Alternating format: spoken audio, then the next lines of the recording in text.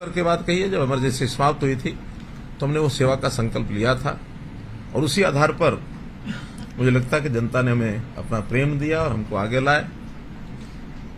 पहले वर्ष में, पहले काल में 5 साल का जो कार्यकाल था उसमें कुछ चुनौतियां भी आई। उन चुनौतियों को भी हमने बखूबी जैसे निपटना चाहिए था वैसा निपटा।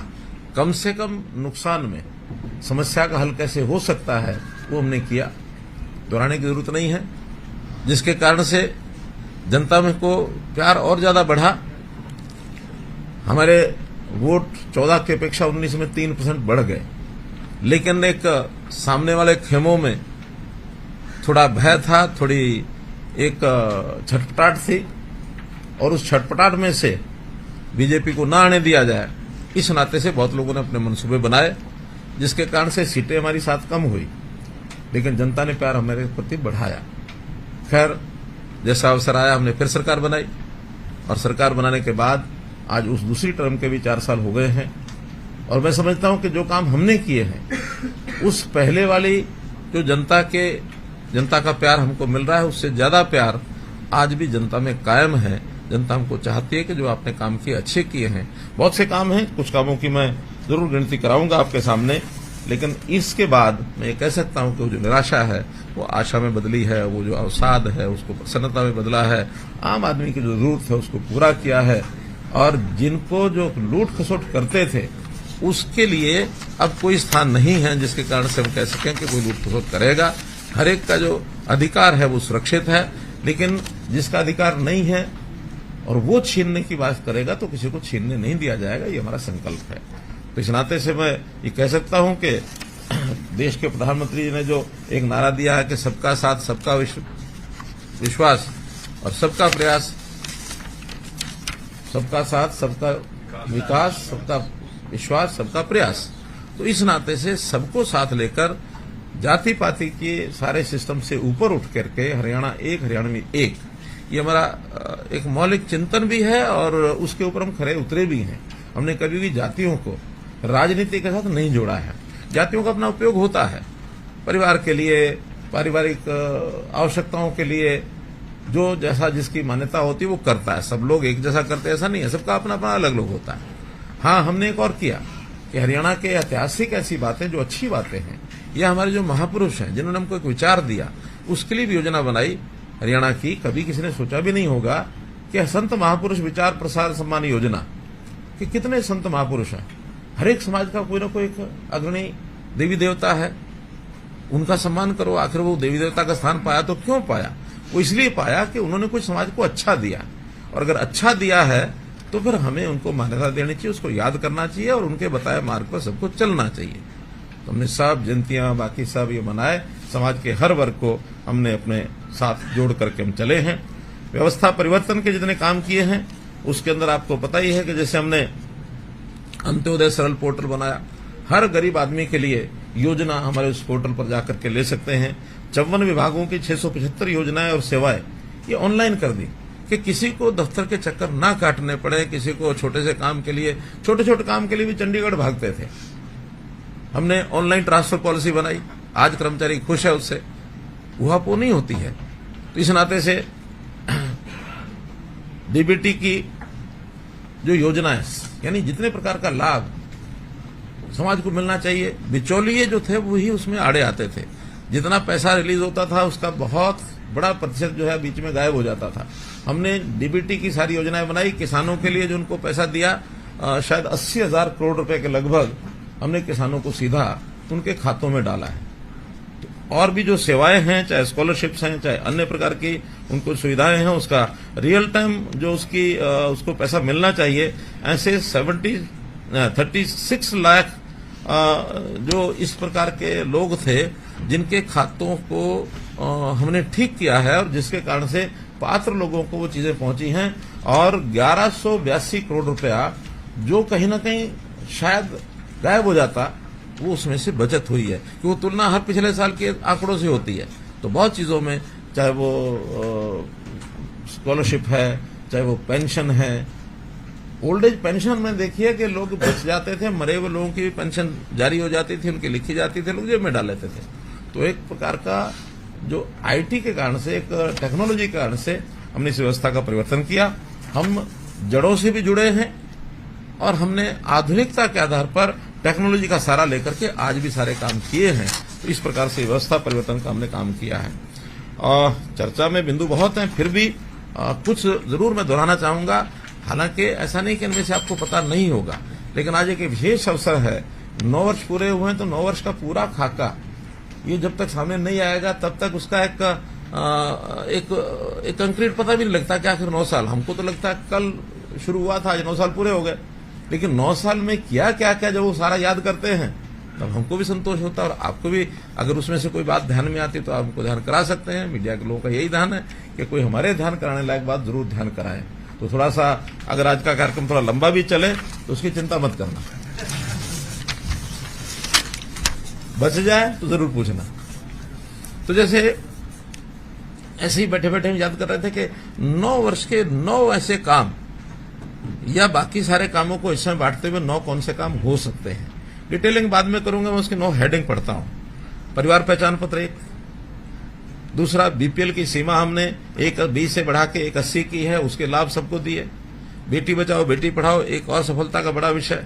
मेरी फसल मेरा ब्यौरा जो किसानों के लिए बहुत एक बेस बन गया है उनके सारे समस्याओं के हल के लिए।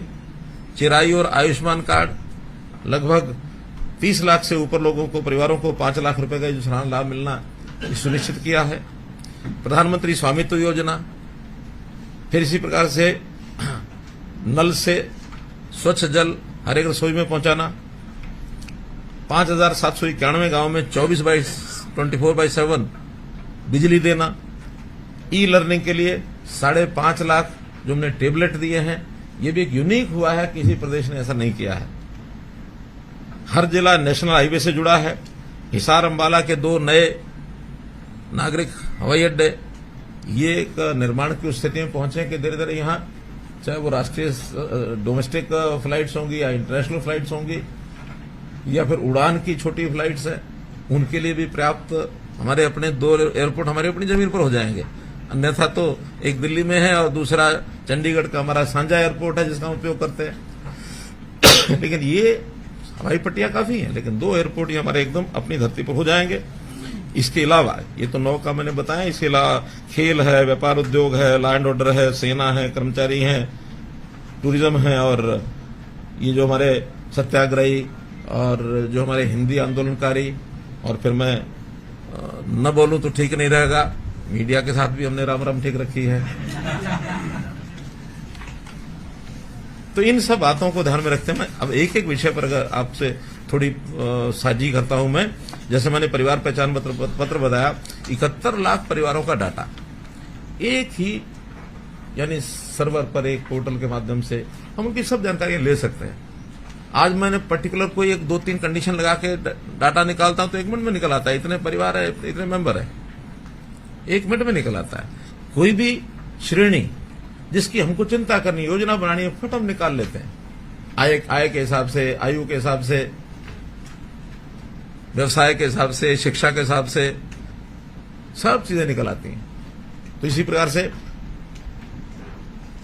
जो योजनाएं और सेवाएं मैंने बताई हैं इसमें सरल पोर्टल में, उसमें से कुछ तो ऐसी हैं जो व्यक्तिगत काम से जुड़ी हैं या परिवार के काम से जुड़ी हैं, कुछ अन्य सेवाएं होती हैं डिपार्टमेंट्स की हैं। तो डिपार्टमेंट्स के अगर निकाल दी जाए तो व्यक्ति से जुड़ी और परिवार से जुड़ी भी 397 सेवाएं हैं और 45 लाख परिवारों ने इसका लाभ उठाया अभी तक। तो इस प्रकार से हमारे परिवार पहचान पत्र में जाकर के लाभ उठाता है। ये जो प्रोएक्टिव होकर के old age pension 1,40,000 old age pension हमने प्रोएक्टिव बना करके उनके घर में भेजी है। अगर ये सिस्टम नहीं होता तो शायद वो भी धक्के खाते, वही दरखास्त और लेकर के दस्तावेज बनाते दफ्तरों के चक्कर। लेकिन हमने कहा कि हमारे पास एक सिस्टम बना है, अब आपको जाने की जरूरत नहीं, हम आपको घर बैठे ऐसी 14,000 दिव्यांगजन जिनको पेंशन नहीं मिल रही थी, उनके भी अब दिव्यांगजनों के सर्टिफिकेट अब अपने आप बन जाते हैं, वरना इनको सर्टिफिकेट बनाने में बड़ी कठिनाई आती थी। इसी के माध्यम से जैसे किसी को अपना ये पिछड़ा वर्ग का कोई भी सर्टिफिकेट चाहिए वो उसको अपने आप मिलता है, जातीय प्रमाण पत्र, आय प्रमाण पत्र उसी में से मिलता है। ऐसे बहुत से ऐसे काम हैं जिनको गिनाया जा सकता है, लेकिन परिवार पहचान जो किसी प्रदेश ने अभी अडॉप्ट कर रहे हैं, सब उसका अध्ययन भी कर रहे हैं। महाराष्ट्र की टीम तो स्वयं आई, मेरे पास आया कि भाई आपके साथ ही मीटिंग करनी है, मीटिंग करके गए हैं और 8-9 प्रदेशों ने इस पर अध्ययन किया। इवन प्रधानमंत्री जी ने सभी स्टेट्स को कहा है कि आप हरियाणा की परिवार पहचान पत्र का जो ये सिस्टम है इसका अध्ययन करिए और जहां तक संभव हो लागू करने की कोशिश करिए।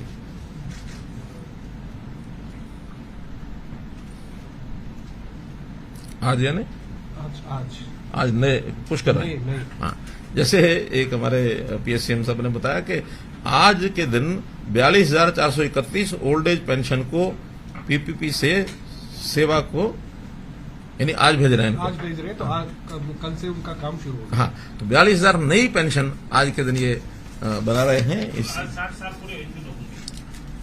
पिछले महीने 2 महीने के होंगे। 2 महीने। अच्छा होता ना, जिनके 60 हो जाते हैं फिर उसकी प्रक्रिया में महीना 2 महीना लगता है, लेकिन जो प्रक्रिया सब कंप्लीट होती ही फिर बटन दबाते हैं उसको पेंशन पहुंच जाती है। और ये हर महीने तकरीबन एक बार ये पुश होता है। प्रभावी अगले महीने से 1 तारीख से, जैसे यह तो पैसे जाएंगे सर। तारीख 1 to 7 जैसे अभी जो वंचित परिवार हैं उनको जो 7 लाख परिवार ऐसे हैं जिनको कोई ना कोई रोजगार चाहिए, किसी में 2 करने वाले होंगे और गरीब हैं, तो उनको शायद उस लेवल के वो नहीं है कि सरकारी नौकरी प्राप्त कर सके, वरना तो अब उनको कोई स्किलिंग करा करके और उनको लोन दिलाया जाए, कोई अपना छोटा काम करें, उद्योग करें या कहीं प्राइवेट नौकरी में जा सकते हैं उसमें खपाएं। तो इस प्रकार के इस योजना के अंतर्गत हमने उनको जो सहायता करनी शुरू की, 1 लाख का टारगेट रखा था। आपको पता 50,000 से ऊपर लोगों को ये लोन मिल चुका है और बाकी सैंक्शन हुआ, उनको जब मिल जाएगा उसकी जानकारी आपको देंगे। 50,000 लोगों को तो ऋण जो है डिस्बर्स हो गया। आयुष्मान भारत के साथ हमने योजना जोड़ी थी अपनी चिरायु हरियाणा, जो 15.5 लाख की बजाय, और ये हमारी 38 लाख 38.5 लाख को लाभ मिलेगा। एक नई जो बात की है कि 3 लाख तक, 1.80 से 3 तक भी उसका 50% जो ₹100, इसमें भी लोग जो हैं वो काफी बड़ी मात्रा में आ रहे हैं और बहुत जल्दी उनको ये शुरू हो जाएगा। दयालु योजना, यानी गरीब परिवार में किसी व्यक्ति की डेथ होती है जो 6 वर्ष से ऊपर का है, उनको एज के हिसाब से भी हमने कुछ राशि देनी शुरू किया। ये भी कहीं आज तक योजना शुरू नहीं हुई, लेकिन एक गरीब परिवार का कमाने वाला चला जाए तो उसको 5 लाख रुपए हम देते हैं, ताकि परिवार का कोई व्यवस्था में जमा करा लेंगे तो भी कुछ न कुछ मंथली उसका इंटरेस्ट भी आ सकता है, या जैसी योजना बनाएंगे वो हमने देना शुरू किया है। प्रधानमंत्री स्वनिधि योजना में भी 10,000 रुपया रेडी फड़ी वालों को, 52,000 रेडी फड़ी वालों को ये भी दिया गया है। तो इसी प्रकार से श्रमिकों के लिए भी जो न्यूनतम वेतन है वो हमने तो 61 रुपया है, यानी प्राय डबल है। उच्च कुशल जो थे उनका 6,200 था, 13,600 है। इसी प्रकार पंजीकृत जो श्रमिक है, उनकी बेटी की शादी में जो शगुन था वो भी पहले 51,000 था, बढ़ा करके 1,01,000 किया गया है। एक प्रकार से हर चीज डबल से नीचे हमने नहीं रखी है। नारी का सशक्तिकरण का, यानी ये भी एक प्रकार से जो गरीब परिवार हैं उसी के नाते से, और फिर जो नारी के सशक्तिकरण का विषय है, इन चीजों को भी लगातार बढ़ा रहे हैं। पुलिस थाने 2 से 33 किए हैं। आशा वर्कर्स, इनका वेतन, ये जब हम आए थे उस समय सिर्फ वेतन क्या, मानदेय 500 रुपया था सिर्फ 2014 में, आज 6100 रुपया किया हमने मानदेय। उसके अलावा उनको अलग से जो उनकी योजनाओं की स्कीमों का जो मिलता है इंसेंटिव, वो अलग है। वो अलग अलग प्रकार से, किसी का 5,000 होगा, किसी का 10 होगा, किसी का 20 होगा, 25-30,000 रुपये भी ऐसी हमारी बहनें ले जाती हैं। तो इसलिए इनका भी हमने अभी 6100 रुपया वो कर दिया है। एक योजना हमने हरिहर योजना चलाई। हरिहर योजना यानी ऐसे बच्चे जो अबंडन्ड है, एक अबंडन्ड है, एक सरेंडर्ड है। सरेंडर्ड तो यह है कि माता पिता में से ही कोई आदमी किसी बाल गृह में छोड़ गया, अभी हम नहीं पाल सकते, आप इसको पाल दीजिए, कम से कम उसका परिवार का पता है कौन है कहाँ है। अबंडन्ड वो है जो कहीं या तो मिल गए या कोई लावारिस छोड़ गए। कई जगह पर ऐसे, वो बच्चे कौन है, कैसे हैं, क्या है, उस विवाद में जाने की आवश्यकता नहीं, लेकिन एक बच्चा है जिसका जन्म हुआ है, उसका पालन पोषण करने के लिए कोई सिस्टम तो हमारे बाल गृह हैं, सारे देश भर में है। लेकिन बाल गृहों में व्यवस्था क्या थी अभी तक कि 18 वर्ष के बाद उनकी कोई जिम्मेवारी नहीं। 18 वर्ष के बाद कहते थे चलो बाहर जाओ और जाकर के अपने आप करो जो कुछ करना। हमने कहा कि नहीं, ये भी एक ऐसी जिसका आगे पीछे कुछ नहीं है, उसको 18 वर्ष के बाद भी संभाले, कोई तो संभाले। तो 18 से 25 तक की संभाल ये हरिहर योजना के अंतर्गत हमने उन बालकों के लिए कि 18 वर्ष होने के बाद पढ़ाई वो करता ही है, मैट्रिक अथवा +2 उसने कर लिया होगा, मैट्रिक कर लिया होगा तो ग्रुप डी, और 12वीं ये +2 कर लिया होगा तो ग्रुप सी। ये नौकरी उसको एक्स ग्रेशिया नौकरी अपने आप में दे देंगे। अभी पिछले साल हमने ऐसे 11 बच्चों को ये नौकरी दी है, और आगे भी इसका सारा रजिस्ट्रेशन वगैरह सब हमारे पास डाटा होता है। हर वर्ष जितने बच्चे उसमें 18 वर्ष के होते जाएंगे उनको काम देते जाएंगे। उसके आगे पढ़ाई करने का भी स्कोप उनका है। अगर वो पढ़ना चाहते हैं तो सरकारी खर्च पर पढ़ेंगे। वो पढ़ने के बाद आगे कंपटीशन में ग्रुप सी लें, ग्रुप ए लें, ग्रुप बी लें, ग्रुप ए लें, ये उनकी अपनी परफॉर्मेंस पर है। लेकिन डी और सी ये उनको सुनिश्चित हमने कर दिए कि उनको ये नौकरी मिलेगी। 25 साल तक उनकी जो कमाई होगी, अगर वो सैलरी लेते हैं, वो अपना जमा रखेंगे। खर्च सारा सरकार करेगी जब तक 25 साल के होते हैं या उनकी शादी उससे पहले हो जाए।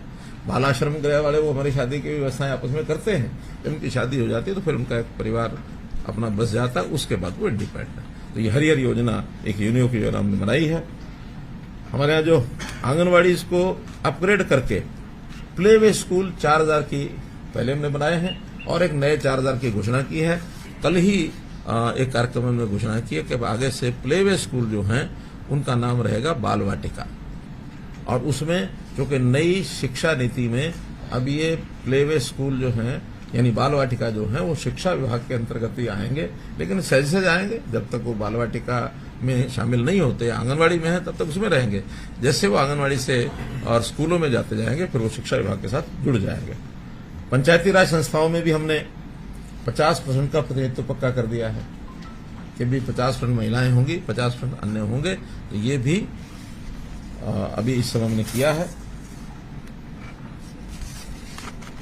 इसी प्रकार बेटी बचाओ बेटी पढ़ाओ का लिंगानुपात 2014 में 871 था और अभी पिछले महीने का जो डाटा हमारे पास आया है वो 932 आया है। तो इतनी बड़ी इंप्रूवमेंट जो हुई है, ये भी एक सामाजिक एक ये कहना चाहिए कि सुधार की तरफ, एक आंदोलन की तरफ ये काम हमने 2014 में 15 में शुरू किया था और उसके लिए बहुत से विभागों ने काम किया, सामाजिक संस्थाएं, एनजीओ, पंचायतें, सबने काम किया। लेकिन संतोषजनक आज स्थिति है कि 932 का उसका आंकड़ा पहुंचा है और आगे सुधरे, ऐसी हमारी योजना है। जैसा मैंने बताया कि मेरी फसल मेरा ब्यौरा में 12 लाख किसानों के खाते में 85,000 करोड़ रुपया ये सीधा हमने डायरेक्ट डाला है। हर एक एकड़ की फसल की और एंट्री होती है, वरना पता ही नहीं होता था। प्लानिंग में यानी रेवेन्यू डिपार्टमेंट के आंकड़े कुछ और होते थे, एग्रीकल्चर के कुछ और होते थे, इरिगेशन के कुछ और होते थे, फसल के आंकड़े ही मिलते नहीं थे। ये जब से ऑनलाइन हुआ शायद 3 साल 3 साल हो गए। तो इन 3 सालों में 85,000 करोड़ रुपया हमने उनके खातों में डायरेक्ट डाला है। जो पहले आड़तियों के इधर के उधर के माध्यम से जाता था, तो अब किसान कभी अपने आप को पहले लखपति नहीं समझता था, आज ये डालने के बाद करोड़पति हो गए, अपने मन से खर्च करते हैं। तो इनकम को बढ़ाने का एक बड़ा कारगर उपाय ये किसानों के लिए हमने किया है। प्राकृतिक आपदा 2013 में जो सिर्फ 6,000 रुपए थी और 13 के नवंबर इन्होंने 10,000 घोषणा की थी, लेकिन उसके बाद कोई एक पैसा दिया नहीं था। हमने आते ही उसको 10,000 का 12,000 किया था, बाद में 15,000 किया। यानी जो 6,013 में था आज वो 15,000 रुपया है। और उसके साथ साथ जो प्रधानमंत्री फसल बीमा योजना ये भी उसके बाद शुरू हुई, उसमें तो जो प्रीमियम भर के अपना कोई नुकसान का यानी मुआवजा लेता है उसको पर्याप्त मात्रा में मिलता है, 20,000, 25,000, 30,000, 40,000 तक भी मिल जाता है। वो डिपेंड करता है कि पूरे एरिया में कैसा नुकसान हुआ, क्या फसल है और उस क्रॉप कटिंग में किस प्रकार से उसको मिलता है। यानी 15,000 तो न्यूनतम हम देते ही देते हैं। तो बहुत बड़ा एक लाभ उनको मिला है। अभी तक इस 9 साल में हम इस मुआवजे में 11,000 करोड़ रुपया किसानों के खाते में डाल चुके हैं, 11,000 करोड़ रुपया। जबकि पिछली सरकार ने कुल मिलाकर के अपने 10 साल में 1158 करोड़ रुपए डाले थे। We are 10 times। ये तो हमारे राजस्व वाला है या फसल बीमा का तो अलग है? वो अलग है, वो अलग है। ये सिर्फ सरकारी जो हम जो कंपनसेशन देते हैं आपदा वाले, उसमें एमएसपी पर हमको पता है कि मेन फसलें तो वही होती हैं जो सारे देश में होती है, लेकिन हमने छोटे लेवल पर भी जिनकी फसलें बहुत कम होती हैं उनको भी एमएसपी पर किया। तो 14 फसलें हम एमएसपी पर खरीदते हैं। हालांकि बहुत पूरी जरूरी होती नहीं है, जैसे मूंगफली खरीदते हैं, जैसे मूंग खरीदते हैं, जैसे तिलहन खरीदते हैं, तिल खरीदते हैं, बहुत कम मात्रा में होता है, लेकिन फिर भी हम खरीदते हैं। इसी प्रकार से जो चीज हम न खरीद सकें, एक फसल खास करके इसमें हमने वो जुड़ी हुई है परमानेंट, हुआ बाजरा।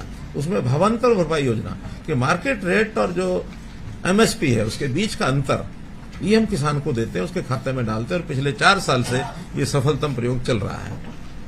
इस बार भी हमने 300 रुपये शायद घोषणा की है। 300 रुपये अब to 300। अब धीरे धीरे एमएसपी का और बाजार भाव का गैप कम होता जा रहा है। वरना ये पहले हमने 600 किया था, फिर ये 450 हुआ था, इस बार 300 है। हम तो चाहते हैं कि मार्केट रेट एमएसपी बराबर हो जाए, सरकार को खरीदना ना पड़े, बाजार में ही बिक जाए। दक्षिण हरियाणा के टेल्स पर 300 टेल्स में 39 साल के बाद पानी पहुंचाया आफ्टर 39 ईयर्स। वरना तो वो नहरें तो बन गई थी, चौधरी बंसलाल जी के समय पर टेल खाले नहरें आखिर तक बना दी, पानी नहीं पहुंचा पाए। हमने उसका, हालांकि पानी हमारे पास आज भी कम है, लेकिन फिर भी योजना बनाना यानी उसका प्रबंधन करना, उसमें से ही कहीं मानो हमें लगता है ज्यादा पानी जा रहा है उसका थोड़ा कम करना, पानी बेकार जा रहा है उसको डाइवर्ट करना, या खास करके बरसात के दिनों में पानी का यूटिलाइजेशन अच्छा हो जाए। वरना तो बरसात में तो पानी रोक ही देते थे, आगे बढ़े नहीं, कहीं ऐसा ना हो कि बाढ़ ना आ जाए। हमका एक एक दिन हमारा केवल 1 लाख क्यूसेक से ऊपर जब हथनीकुंड पर पानी होता है उस दिन बंद करते हैं। उस 1 लाख के क्यूसेक तक लगातार दक्षिण हरियाणा में टेल्स तक पानी 3 महीने तक हम भेजते हैं।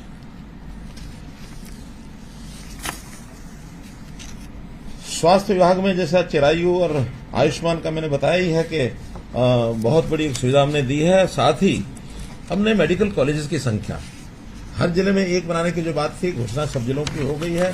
कुछ जिले पाइपलाइन में यानी अभी है, जमीनें वगैरह ली जा रही हैं, कुछ जगह निर्माण कार्य शुरू हो गया, कई जगह उसके उद्घाटन भी हो गए हैं। आंकड़ों के रूप में यदि बताता हूं तो जो वर्किंग मेडिकल कॉलेज 2014 में 6 थे, आज वर्किंग मेडिकल कॉलेज सरकारी तौर पर ये 15 है। प्राइवेट अलग नहीं, इसमें प्राइवेट है, प्राइवेट मिला के तो 6 थे प्राइवेट मिला के, आज वो 15 है। और नंबर ऑफ मेडिकल सीट्स का अगर एमबीबीएस की बात करूं तो उस समय 700 एडमिशन होते थे, क्योंकि तो निश्चित है एडमिशन तो सरकार के माध्यम से ही होते हैं। आज ये एडमिशन हो गए 2185, मोर देन 3 टाइम्स। और अब जो बाकी 8 मेडिकल कॉलेज और हैं जो अभी पाइपलाइन में है, बन रहे हैं या घोषणाएं हो चुकी हैं, बहुत जल्दी उसको भी आगे बढ़ाएंगे। ये सब बनने के बाद ये संख्या 23 तो हो ही जाएगी, तब तक और हो सकता है। प्राइवेट वाले भी कुछ आने की इच्छा करते हैं। 25 मेडिकल कॉलेज अगर होते हैं तो 3,500 एमबीबीएस की सीटें आने वाले 3-4 साल के बाद हम एक्सपेक्ट करते हैं। देश का पहला आयुष विश्वविद्यालय, कहीं आयुष विद्यालय नहीं है तो श्री कृष्णा आयुष विश्वविद्यालय, ये भी हरियाणा में बनाया। आयुष को बढ़ावा देना ये हमारी प्राथमिकता है।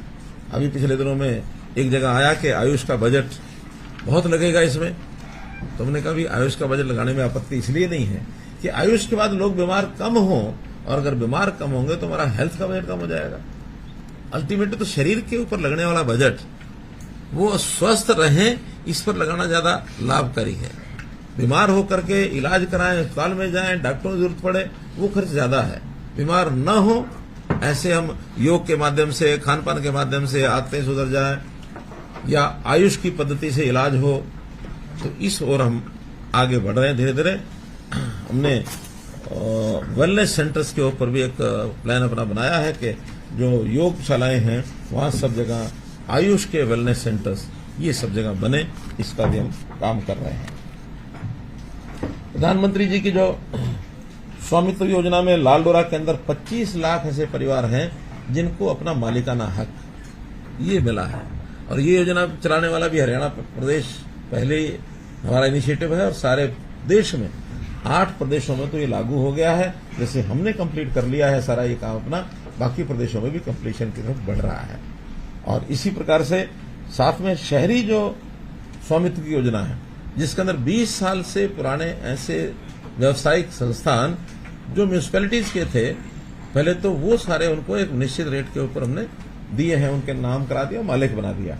अब अन्य विभागों की जमीनें भी वहां थी, उसकी भी प्लानिंग बन गई है, वो भी सारी उनके नाम करा दी जाए ताकि लोगों को पहली पीढ़ी कभी किराए पर लगी होगी, आज पैसा देने वाले लोग दे करके और अपना मालिक को उसमें बन सकते हैं।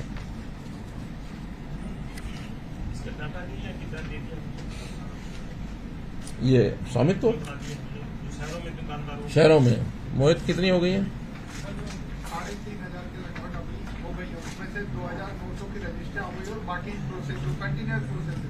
वो तो लगातार अप्लाई करते हैं, फिर उनके कुछ फॉर्मेलिटीज होती हैं, उनको कोई पुरानी किराया, ऐसा भी ना हो ना कि कोई इलीगल बैठा है उसके बाद कुछ है ही नहीं, वो भी क्या मालिक बनाओ।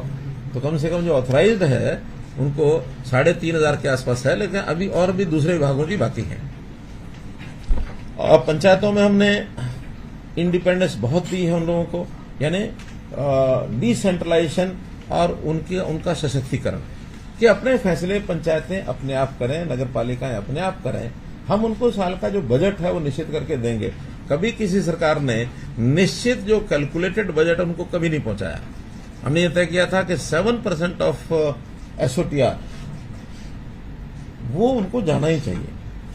दोनों मिलाकर के आबादी के हिसाब से शहर का 45% है, नगरीय क्षेत्र का वो 55% है।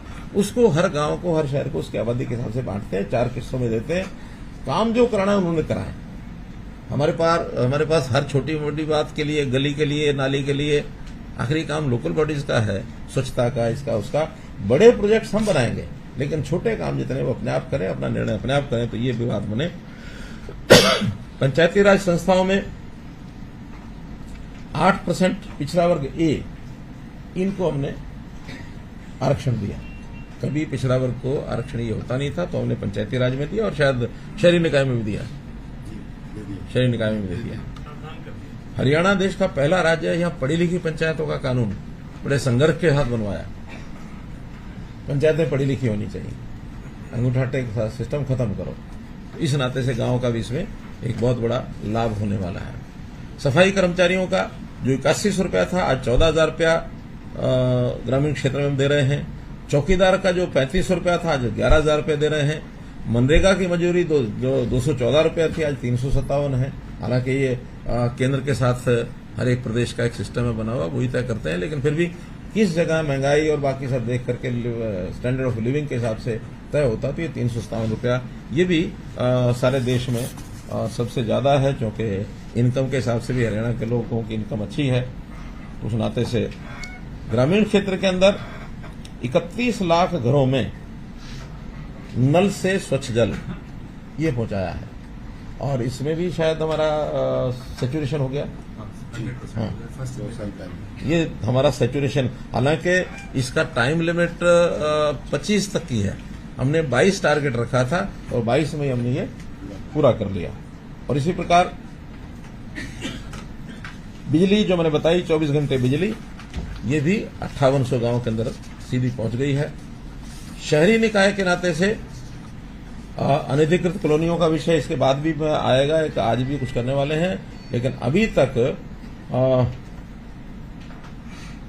जो योजना हमारी बन गई है उसमें 2547 ऐसी अनधिकृत कॉलोनियां जो या तो हो गई हैं या रजिस्टर्ड हैं, जो आगे उसमें होने वाली हैं, लेकिन इन सबको हम इस वर्ष के अंदर पूरा करेंगे। इतना बड़ा अभियान अनधिकृत कॉलोनियों का ये कभी नहीं चलाया था। अगर पहले की भी थी तो केवल शहरी इलाके में की थी। अब हमारी लगभग 1000 के आसपास कॉलोनी ऐसी हैं जो शहरी जो लिमिट है उससे भी बाहर दूर बनी हुई है। किसी गांव, बड़े गांव के आसपास बन गई, और गांव वाले कई बार वो नगरीय इकाई बनाना नहीं चाहते, पंचायत रखना चाहते हैं, फिर भी वहां कॉलोनी विकसित हो गई। सुविधाएं उनको भी चाहिए। कई बार कस्बों के आसपास इतनी दूर है कि सारा शहर के अंदर मिलाया नहीं जा सकता। तो ऐसी भी कॉलोनियां हैं जिनको हम अधिकृत करा रहे हैं। उन सब का भी आज बाद में सारा मैं बताऊंगा। शहरों के अंदर मेयर और अध्यक्ष का सीधा चुनाव, ये कभी सोचा पर नहीं था, लेकिन हमने उसको सीधा कराया है। और मतलब इसमें मुझे कहने में कोई आपत्ति नहीं है। इसके कारण से एक बहुत बड़ा भ्रष्टाचार का एक खेल खेला जाता था मेयर के और अध्यक्ष के चुनाव में, वो सब चौपट हो गया, उसको हमने खत्म कर दिया। 4 बड़े शहरों में डेवलपमेंट अथॉरिटीज बनाई हैं, पंचकुला, सोनीपत, फरीदाबाद और गुरुग्राम। तो डेवलपमेंट अथॉरिटीज ये अलग से, यानी जो एमसीजी के या जो म्यूनिसिपल कमेटी या नगर निगम के लेवल के कामों से ऊपर के काम हैं, बड़े काम, बड़े हाईवेज हैं, बड़े एलिवेटेड रोड्स हैं, पुल हैं, ये सब, या स्टेडियम्स हैं, तो ऐसे बड़े काम जो हैं वो सारे डेवलपमेंट अथॉरिटी कराएगी। वो जो काम अभी तक या तो एचएसवीपी कराता था या कहीं और विभाग उसमें लगते थे, लेकिन अब अलग से डेवलपमेंट अथॉरिटी उनकी बनाई और बहुत अच्छा, कम से कम फरीदाबाद, सोनीपत सबसे पहले शुरू हुआ था, गुरुग्राम, तो बहुत अच्छा एक विकास आप लोग सब देखते ही हैं, वो उसके कारण से निकला है। और फरीदाबाद भी अच्छा काम कर रहा है, सोनीपत में शुरू हो गया है और पंचकुला में शुरू हो गया, और 5वां वो हमने हिसार के अंदर भी इसको घोषणा की है, बहुत जल्दी उसका गठन भी हो जाएगा।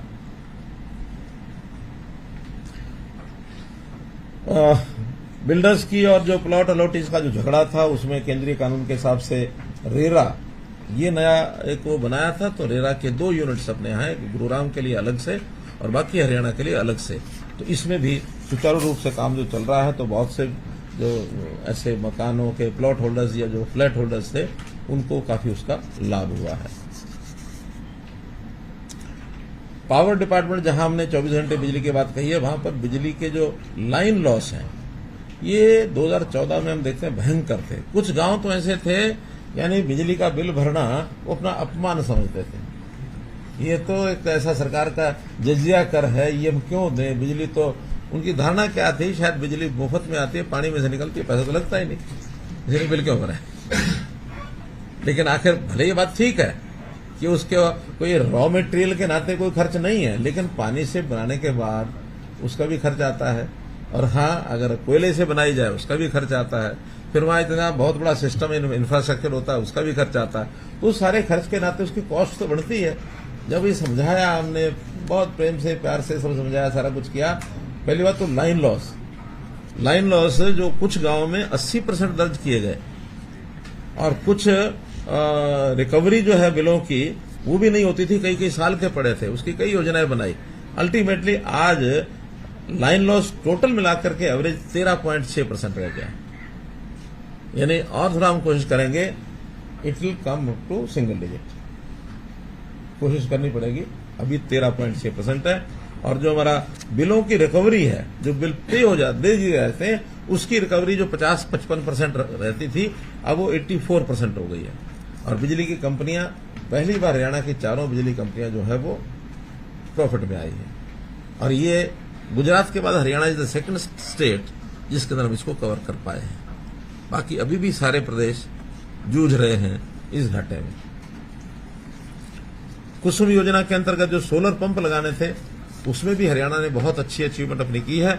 56,000 सोलर पंप हम लगा चुके हैं, और इस अगले साल का 70,000 नए सोलर पंप का एक टारगेट रखा है, और उसको भी अब शुरू कर दिया है। वो किसी स्टेज पर होगा तो बहुत जल्दी इसको हम पूरा करेंगे।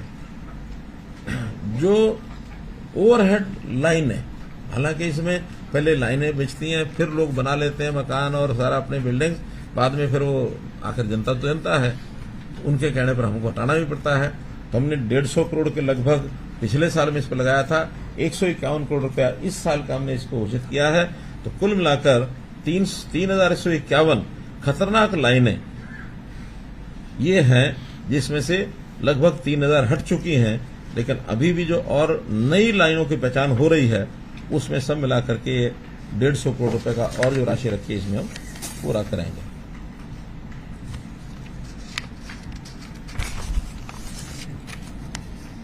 ई लर्निंग की जैसे मैंने बात कही, 5.5 लाख टेबलेट्स जो दिए हैं, और भी शिक्षा के अंदर, चाहे वो हमारा मानो ऑनलाइन स्थानांतरण नीति तो उसमें ही बता दी मैंने, सुशासन में बताई है, साथ में विद्यालय, महाविद्यालय, और खास करके लड़कियों के जो महाविद्यालय हैं वो हमने जो खोले हैं, 71 कॉलेजेस तो इस समय जो हमने खोले उसमें से लगभग 50% केवल महिलाओं के हैं, बाकी 50% कोएड हैं। 20 किलोमीटर के अंदर एक कॉलेज जरूर होगा, ऐसा वो दायरा, वो हमारा टारगेट जो है उसको हमने पूरा किया है। पलवल में दुधोला गांव में विश्वकर्मा कौशल विश्वविद्यालय, ये भी अपने आप में एक यूनिक एक कार्यक्रम चला, हालांकि और भी प्रदेशों में है ये, लेकिन हमने उसमें नया विश्वविद्यालय बना करके कौशल के माध्यम से लोगों को रोजगार मिले, वो भी अपना एक अच्छा कार्यक्रम अपना चल रहा है। बीटेक और जो इंजीनियरिंग और मेडिकल कॉलेजेस की आगे चल करके एजुकेशन स्थानीय भाषा में हो अर्थात हिंदी में हो, तो इसमें पहले चरण में बीटेक का जो 3 विश्वविद्यालयों ने अपना पाठ्यक्रम शुरू कर दिया हिंदी में। आगे चल करके और चीजों में भी हो, ये नई जो राष्ट्रीय शिक्षा नीति है उसका एक हिस्सा है कि हर प्रदेश अपनी अपनी स्थानीय भाषाओं में ऐसे जो कोर्सेज हैं, हाईली प्रोफेशनल कोर्सेज, क्योंकि देश दुनिया में बहुत ऐसे देश हैं जो नहीं कि सब अंग्रेजी में पढ़ाते हैं, अपनी अपनी भाषाओं में पढ़ाते हैं। जापान के अंदर सब जापानी में होता है, कोई अंग्रेजी में नहीं होता है। मुझे लगता है चाइना में शायद चाइनीज में ही होगा, कोई अंग्रेजी में नहीं है। लेकिन हम चूंकि कॉलोनियल एक उस सारे सिस्टम के एक पार्ट होने के नाते वो अंग्रेजी का जो भूत है वो भी उतरा नहीं है, लेकिन बहुत जल्दी हमको ये उतारना है। और उसका जो कदम जो है उसके मोदी जी ने शुरू कर दिए हैं इस नई शिक्षा नीति के कारण से। इंफ्रास्ट्रक्चर की बात कहता हूं तो जैसे मैंने बताया कि भाई हर जिला जो है एक दूसरे से नेशनल हाईवे से जुड़ा हुआ है, ये तो है ही है। साथ में जो बड़े बड़े प्रोजेक्ट 152D, अब ये दक्षिण हरियाणा के लिए इतनी एक देन है कि जो यहां से जो 6, 7, 8 घंटे लगते थे, अब मुझे लगता है कि अंबाला से शायद 4 घंटे में नारनौल पहुंच सकते हैं। तो इसका एक बहुत बड़ा केएमपी अपने आप में, यानी दिल्ली के अंदर जो लोग फंस जाते थे, जिनको गुड़गांव, फरीदाबाद या पलवल जाना होता था, उनके लिए एक इट्स अ बून। इसी प्रकार एलिवेटेड रेलवे लाइंस भी कुछ शहरों में हमने, रोहतक में तो कंप्लीट हो गई है, कुरुक्षेत्र में बन रही है, कैथल का सर्वे हो रहा है। तो जहां जहां शहर के चारों तरफ फैलाव ज्यादा हो गया और उनके कई कई फाटक जो रेडियल रोड्स थे उनके, उन सब फाटकों के ऊपर उनको खत्म करके ऊपर रेलवे को ही, पहले तो सबके ऊपर एलिवेटेड वो बनाए जाते थे, पुल बनाए जाते थे, ओवरब्रिज। अब सब जगह ओवरब्रिज बनाने के बजाय रेलवे लाइन को ही ऊपर उठा दो, नीचे सड़कें सब निकलेंगी। तो ऐसे 3 शहरों का तो ये हो गया, और भी ऐसी कोई आवश्यकता होगी तो सब बनेगा। परिवहन के अंदर हरियाणा में ई टिकटिंग शुरू हो गई है कि अब हर एक सवारी जो पास बनवाना चाहेगी अपना, अभी तो ऑप्शनल रखा है, जो पास बनवाना चाहेंगे वो पास बनवाएंगे और बाद में स्वाइप करेंगे, उसका टिकट का उसका कट जाएगा। तो जितना भी उसको रिचार्ज करना है, 100 रुपया 200 रुपया उसका करेंगे। रिचार्जिंग पर 10% का उनको रिबेट मिल जाएगा, यानी 100 रुपये का कार्ड लेना है तो 10 है 5% है। रोडवेज है यहाँ को बैठे, मुझे ध्यान नहीं आ रहा, 5 है 5% है। तो 100 रुपये का अगर रिचार्ज कराना तो 95 रुपये दे के 100 रुपये का रिचार्ज करा सकते हैं, और जितना पैसा उसमें लगेगा कट जाएगा, अपना चलते हैं। हाँ, जब बहुत कम पैसा रह जाएगा फिर बीप आएगा कि आपका बैलेंस इतना है, जैसे एटीएम वगैरह या उसमें आता है तो आपका बैलेंस इतना है, वो मिल जाता है। तो इस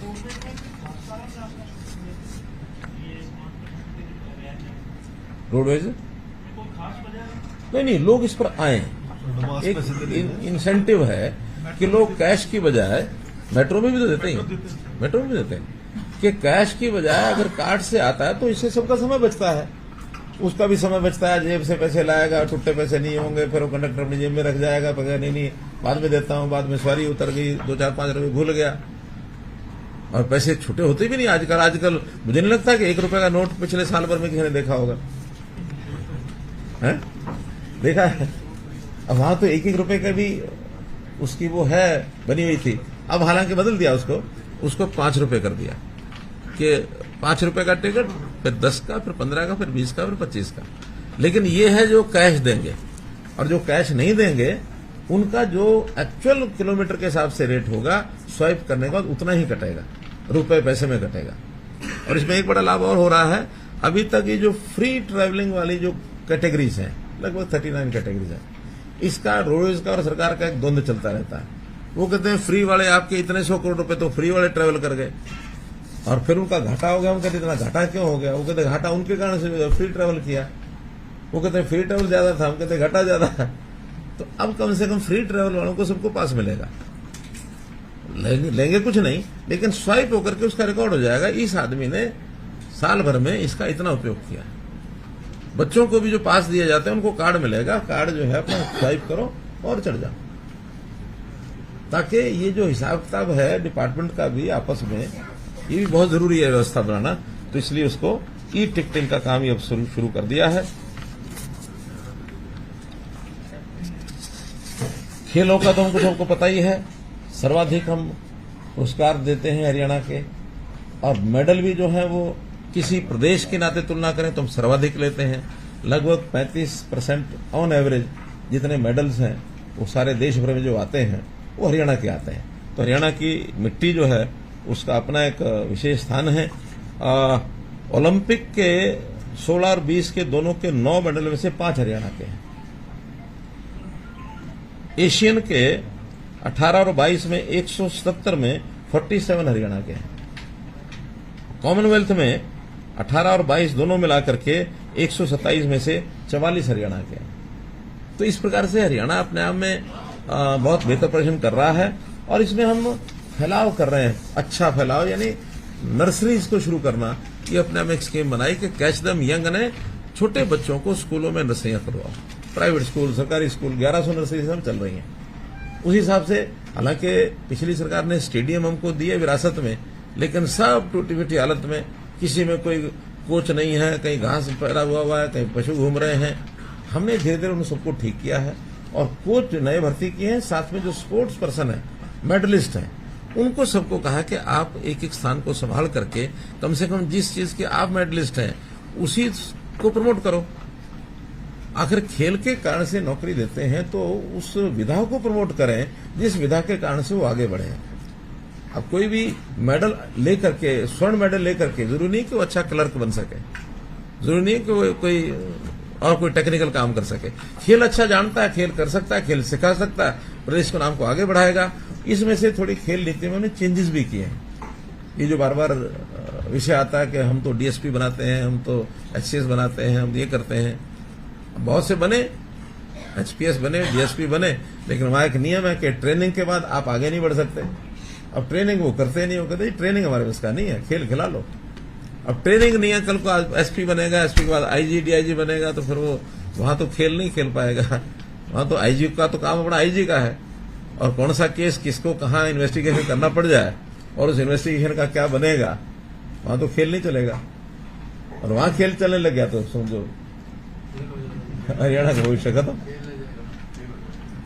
इसलिए बहुत एक शुद्ध और सात्विक तरीके की सोच हमने की है कि जिसको जिस विधा का ज्ञान है, वो जिसमें एक्सपर्ट है, उसी विधा का उपयोग करके प्रदेश को आगे बढ़ाया जाए। ये हमारी एक पॉलिसी है। उद्योगों में हमने 75% का जो एक रिजर्वेशन का किया है, नए उद्योग उसको फॉलो कर रहे हैं।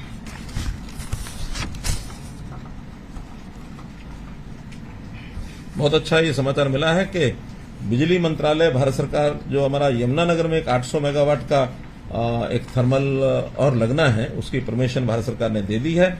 लगभग 5500 करोड़ रुपए में इस प्रोजेक्ट को जनवरी 24 के अंदर अवार्ड कर दिया जाएगा। एक अच्छा उसके अंदर समाचार ये मिला है। तो ऐसे उद्योगों में 75% का जो आरक्षण वो नए उद्योगों ने शुरू कर दिया है देना, क्योंकि हमने इंसेंटिव रखे हैं कि हरियाणा के आदमी को रखोगे तो ये इंसेंटिव भी देंगे, और उसके कारण से एक अच्छा इंसेंटिव है। उनका भी लालच ये होता था कि बाहर के प्रदेश के कम सैलरी में लोग आ जाते थे, और यहाँ के प्रदेश का आदमी उतने कम सैलरी में जाने के लिए तैयार नहीं है।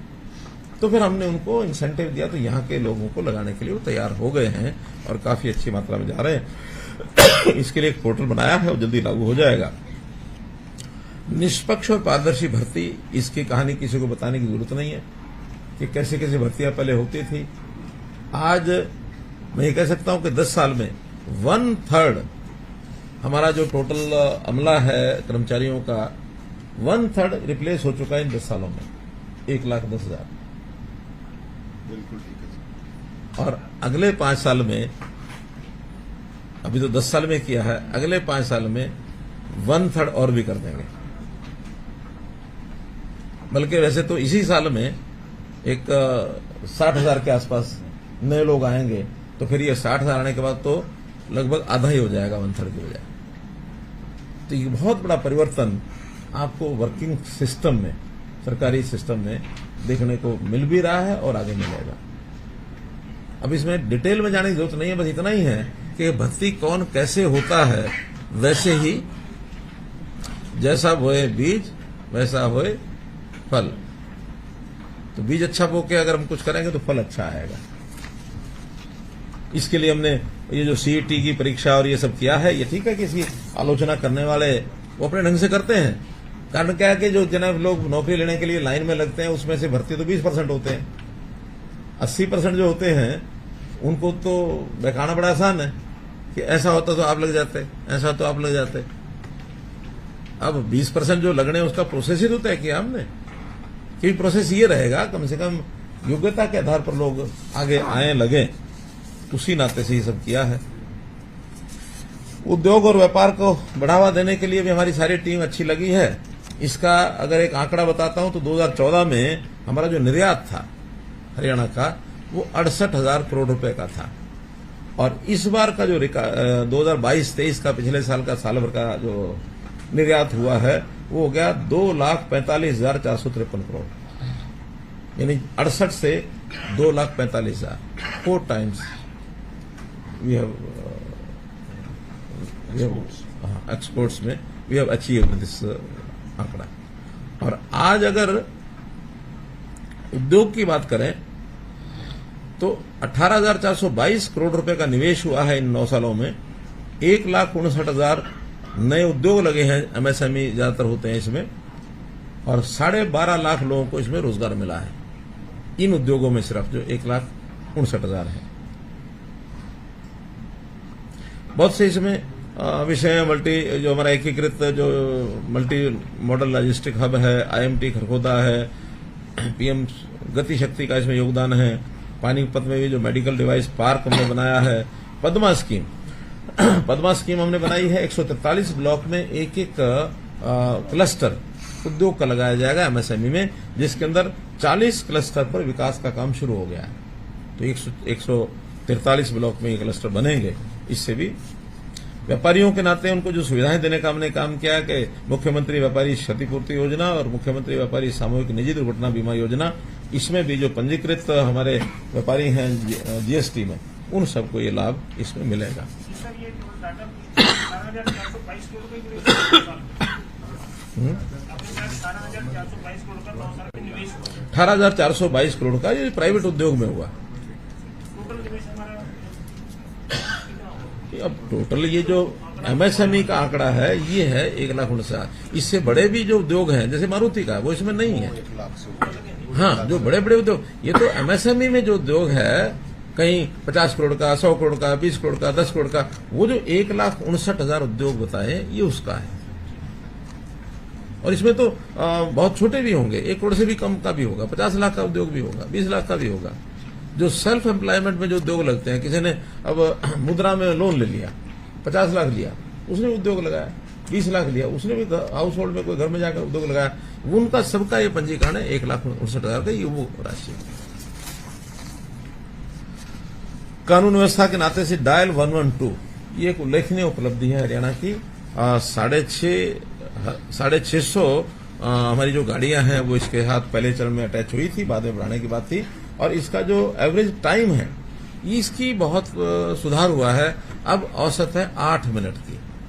कोई भी व्यक्ति एक 112 के ऊपर डायल करता है तो कहीं 12 मिनट, कहीं 6 मिनट, कहीं 7 मिनट, कहीं 9 मिनट, कहीं 10 मिनट, एवरेज 8 मिनट में गाड़ी जो है उस व्यक्ति के पास पहुंच रही है। और ये सुरक्षा के नाते से बहुत ही एक अच्छा पहल एक है।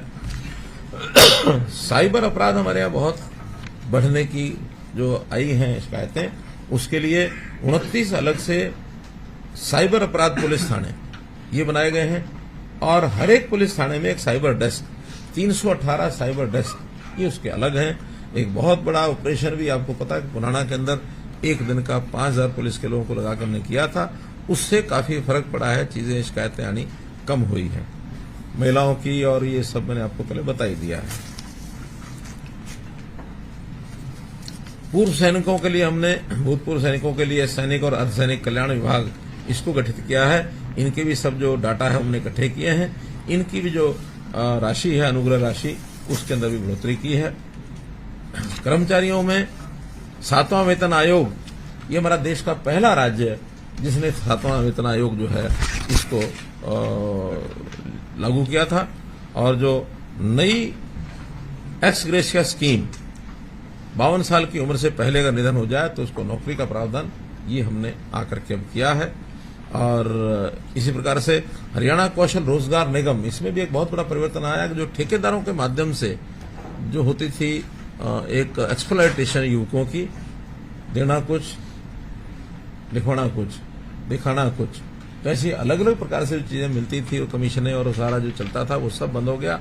अब जितने नए आवश्यकता सरकार की होगी, बोर्ड कॉर्पोरेशन को कहीं भी, वो हरियाणा कौशल रोजगार निगम के माध्यम से होगी। उसकी निश्चित सैलरी वो हमने कर दी है और हर वर्ष उसमें बढ़ोतरी करने का प्रावधान है। जो लोग पहले हिचकिचा रहे थे कि हम एचकेआरएम में नहीं जाएंगे, आज वो सिफारिशें कर रहे हैं कि नहीं हमको भी एचकेआरएम में डालो, हमको भी एचकेआरएम में ले जाओ। ये कर्मचारियों में एक चर्चा वातावरण बन गया है। देखेंगे उसका कितना करना, लेकिन अभी भी 1 लाख से ज्यादा लोग तो पोर्ट हुए जो पहले से लगे हुए थे, और नए भी मेरे ख्याल कोई 25-28 हजार कितने 28-30 के करीब लगभग एक 25,000 के लगभग नए लगे होंगे।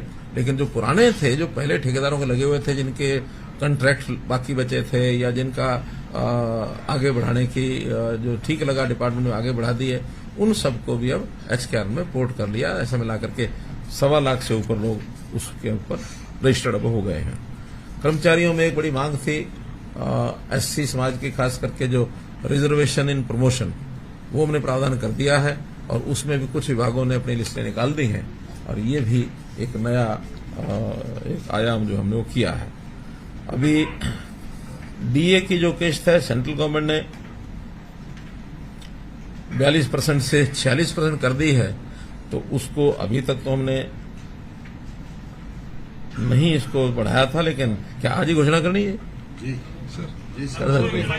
1 जुलाई से होना है। देना जब मर्जी कर दो हैं, तो ठीक है। इसको 42 से 46% जुलाई 2023 से ही लागू करने की मैं घोषणा करता हूं, और जो इसके एरियर हैं, यानी जुलाई से जो सितंबर तक के, उनको भी दिसंबर के महीने में दे दिया जाएगा।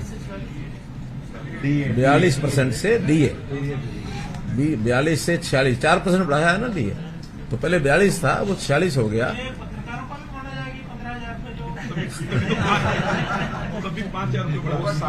अच्छा, 15 की किस्त मिली तो नहीं ना? अभी पहले 15 की किस्त मिली तो नहीं ना? तो अभी उसको साल भर 10 रखते हैं, उसके बाद बढ़ा लेंगे 15।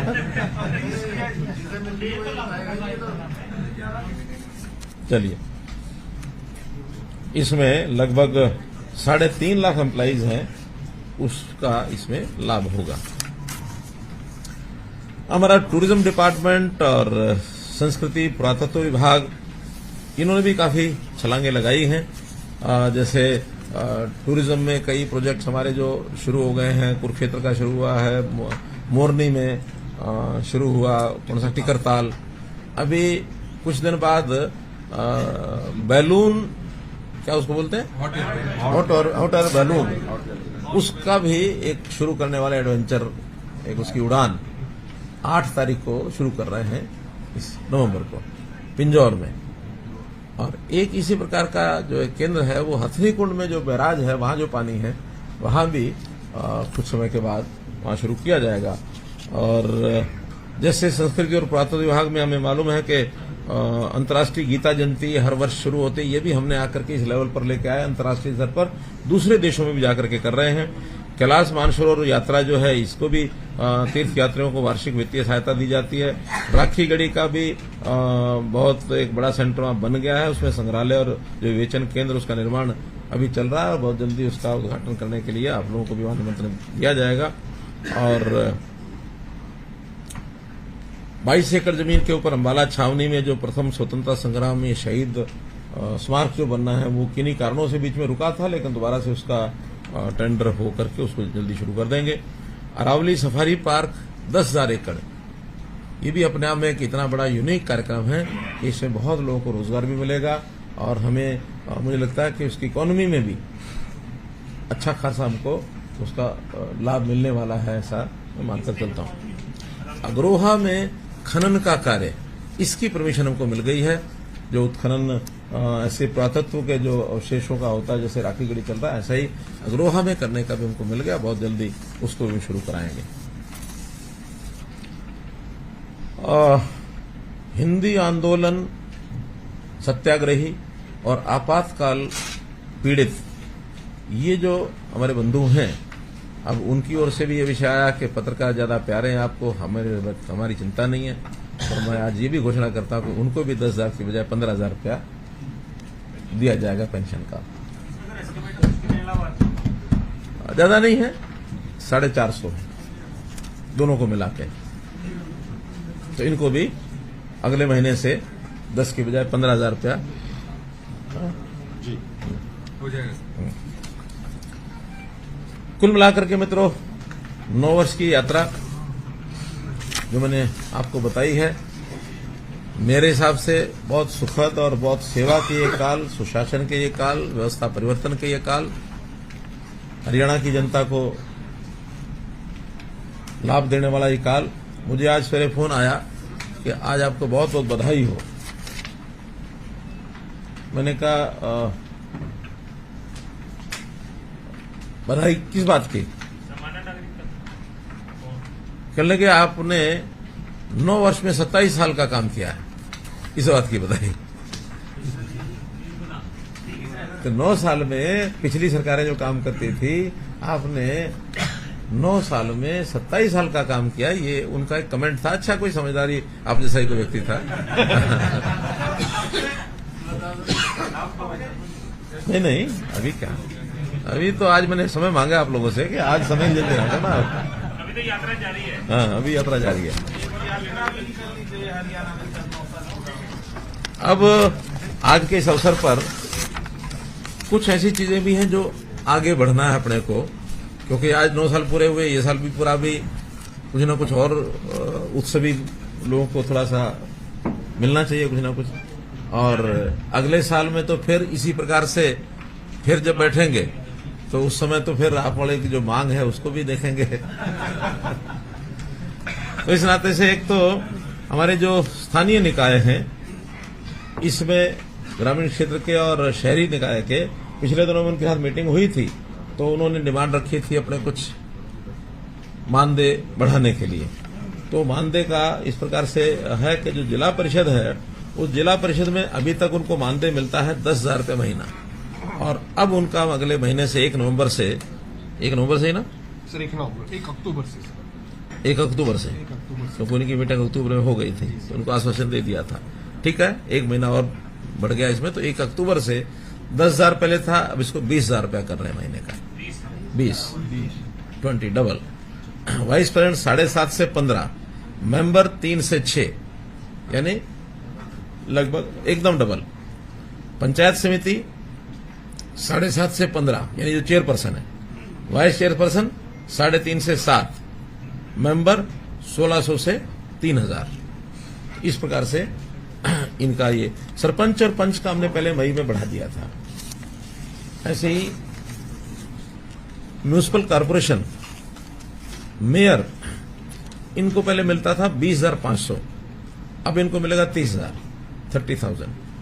सीनियर डिप्टी मेयर 16,500 से 25,000, डिप्टी मेयर 13,000 से 20,000, काउंसलर 10.5 से 15,000, ये कॉर्पोरेशन में। देन म्यूनिसिपल काउंसिल, प्रेसिडेंट 10.5 से 18, वाइस प्रेसिडेंट 7.5 से 12, काउंसलर 7.5 से 12। देन म्यूनिसिपल कमेटी, प्रेसिडेंट 6.5 से 10, वाइस प्रेसिडेंट 4.5 से 8, काउंसलर 4.5 से 8। इस प्रकार से जो हमारे चुने हुए प्रतिनिधि हैं, उन सबका मानदेय है, इसको भी हमने बढ़ाया है। आज कुल मिलाकर जो नगरीय क्षेत्र और टाउन कंट्री प्लानिंग, इस क्षेत्र की कुछ कॉलोनीज को एक समझो किस्त, और इसकी फेज 4 कहें इसको, तो इसकी रिकमेंडेशन हुई है इसको अप्रूव करने की।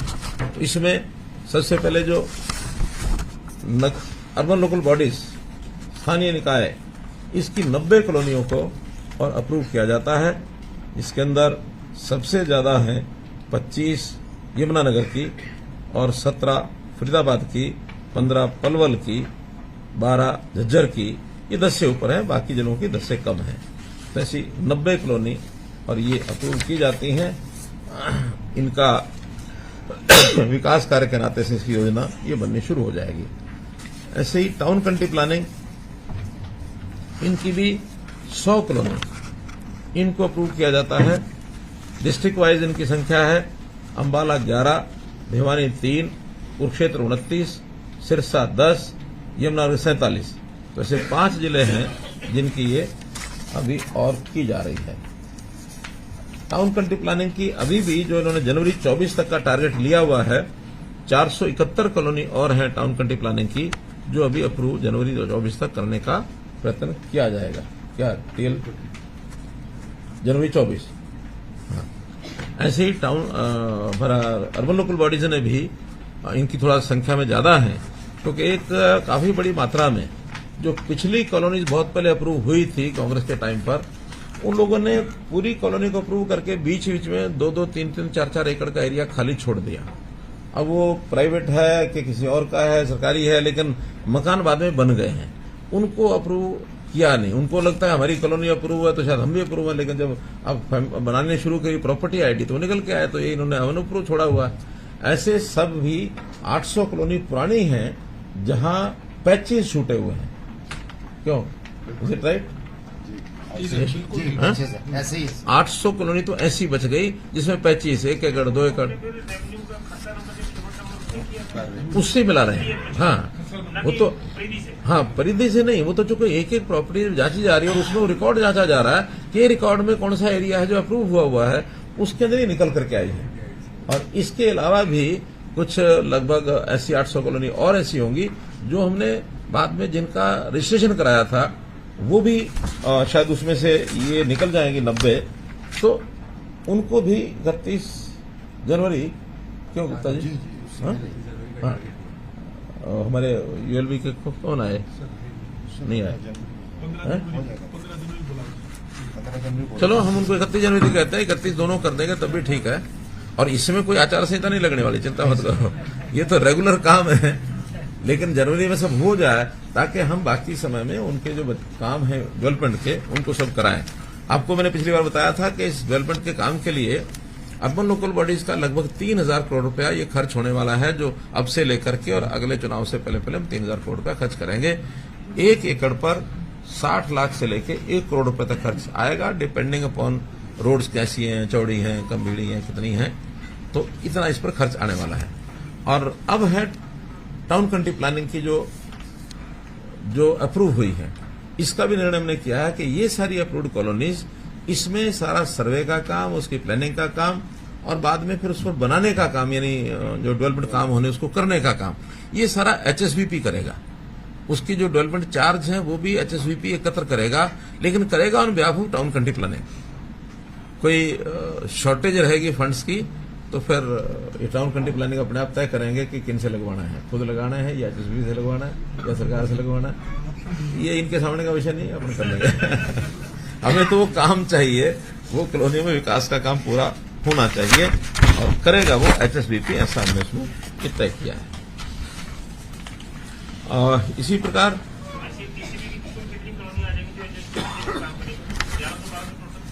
अभी देखो आज को मिला के 471 जो हैं बाकी बची हैं, और हो कितनी गई हैं अभी?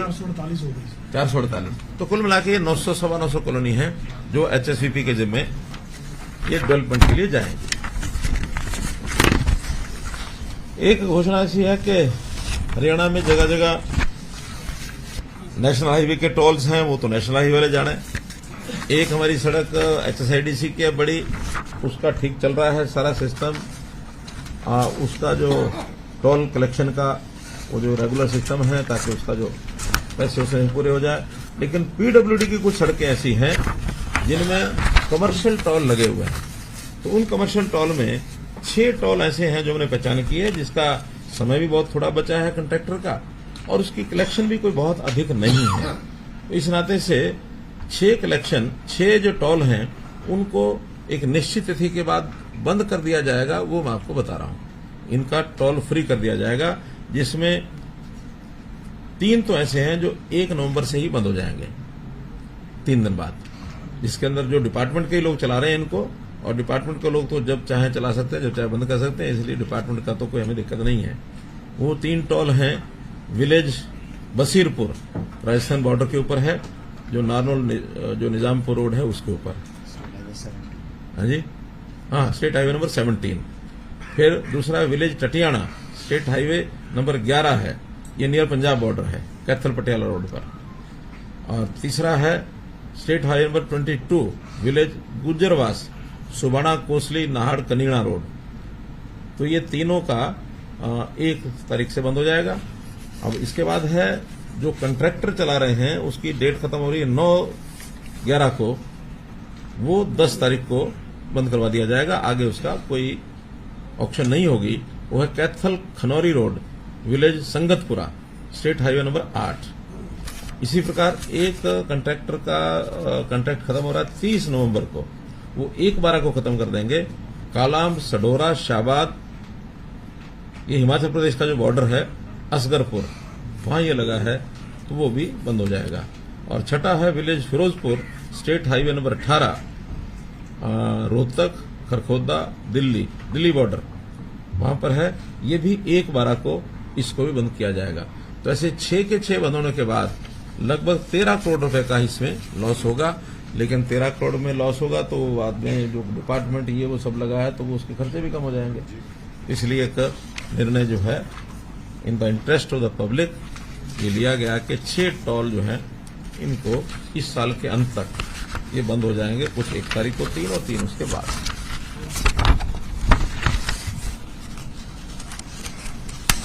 एक योजना जैसे अभी जिसको हमने लॉन्च किया वो है प्राणवायु देवता।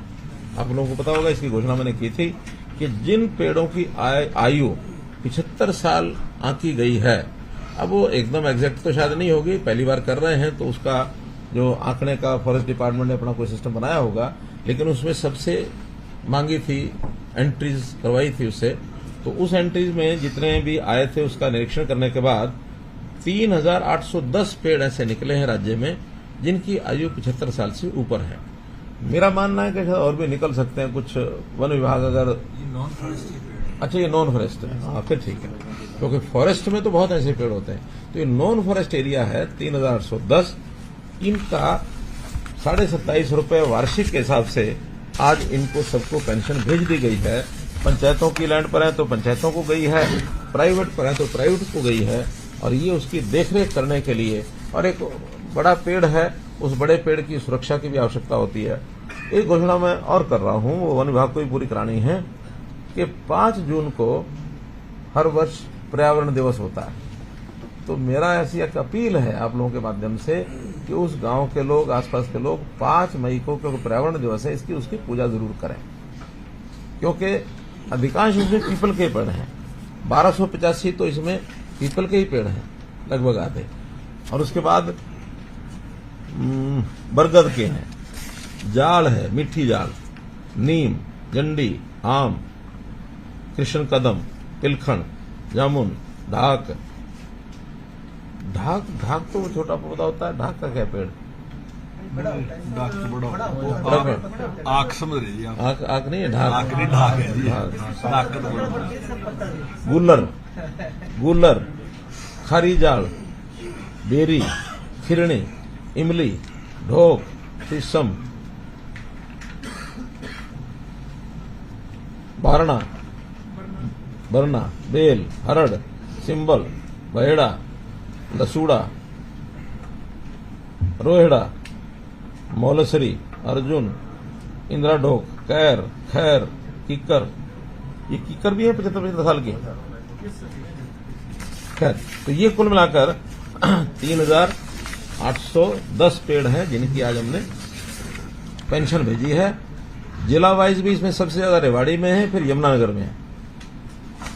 इस प्रकार से इन पेड़ों का, इनके प्रति श्रद्धा का भाव इसलिए रखें क्योंकि आखिर वातावरण को शुद्ध रखने में इतना बड़ा योगदान इन्होंने दिया है 75 साल तक। और भी पेड़ इस श्रेणी के आगे बढ़े, बल्कि कुछ जो पेड़ एक निश्चित आयु के बाद हो जाए तो उनके ऊपर कोई डेट का एक लगा देना चाहिए, तख्ती या कोई थोड़ा ऊपर करके कि लोग उसको हटा ना सकें, या कोई चिपका दें या कील से लगा दें। ताकि सन कौन सा इसके पेड़ पौधारोपण का सन अपने आप ही पता लग जाएगा कि ये कितने साल का हो गया। ये जो पेंशन है ये पंचायतों को मिली है वो उसकी जिसकी जमीन पर है, जिसकी जमीन पर है वो उसको गया। हाँ, वही इसका दें, पंचायत जो पंचायत को मिली अपनी जमीन पर है। वो पंचायत को जाएगा। किसी विद्यालय में है तो शिक्षा विभाग को जाएगा, उस विद्यालय के नाम जाएगा, मतलब कुल मिला के।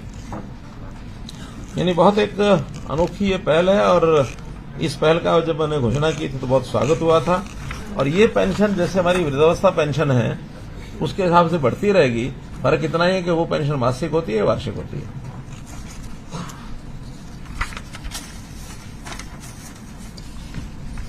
और इसके साथ आशा वर्कर का मैंने बता ही दिया कि 2100 रुपया हमने उनका बढ़ाया है, और साथ में 2 लाख रुपया उनको उनकी रिटायरमेंट पर एक मुश्त, ये भी हमने घोषणा की, ये उनको मिलेगा।